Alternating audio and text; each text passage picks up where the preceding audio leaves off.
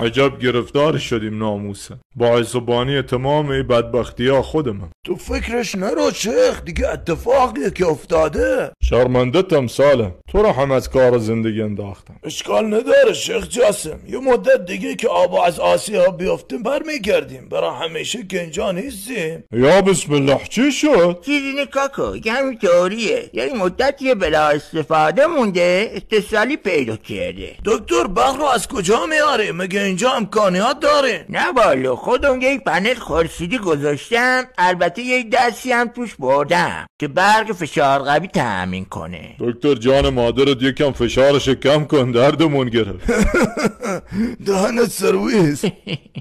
فردا باید که آچار به دست بشم همه رو دوباره سرویس بکنم. میگم دکتر برای چی اومدی رو قله کوه زندگی میکنی؟ والا جریانش خیلی مفصله. او زمانای قدیم کلم خیلی باد داشت، کارای عجیب غریبی میکردم. یه روزی از بیکاری نشستیم کامپیوترهای ناسا رو هک کردیم. ولگ ناسا؟ خود چرا کار کردی؟ والا ذهنم درگیر شده بود ببینم زمین تخته یا گرده. حالا گرده یا تخته؟ وارد جزئیاتش نشیم، بحثش طولانیه. تو اصلا بگو متساوی الساقین باشه، چه فرقی میکنه؟ ولمون کن ناموسن خوابمون میاد. ها والا فرقی نمیکنه، ولی همون باعث شد ناسا بیفته دنبالم. منم از ترسم فرار کردم اومدم اینجا.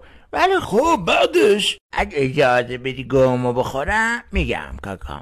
ببخشید حواسم نبود، بفرمایید. عرضم به حضور جناب عالی، دیگه بعد یه مدت از اینجا خوشم اومد. آرامشش باعث شد بتونم هر رو کلی چیز اختراع کنم. دکتر انقدر هوش استعداد از کجا آوردی؟ از بچگی من اینطوری بودم کاکام. ای بنازمت. ولی گشنمون شد، چیزی نداریم بخوریم؟ او 80 کیک و ساندیز که خوردی کجا رفت خدا رو گولت؟ او که تهبندی بود. کوبیده هم که وسط راه خوردی تهبندی بود ها؟ سالم بحث نکن جان تو، گشنمه. من یه کمی نون پنیر همرامه. بابا نون پنیر خالی چیه؟ مزه نمیده. میخوای تا برات پیتزا سفارش بدم بیارن چطوره؟ حوالو راستم میگه، پنیر خالی که مزه نمیده. جاسم قربون دستت کاکا، بپر باغچه پشتی و یه پنج سبزی بشین بیا تا با پنیر رو بخوری. خیلی الان میارم.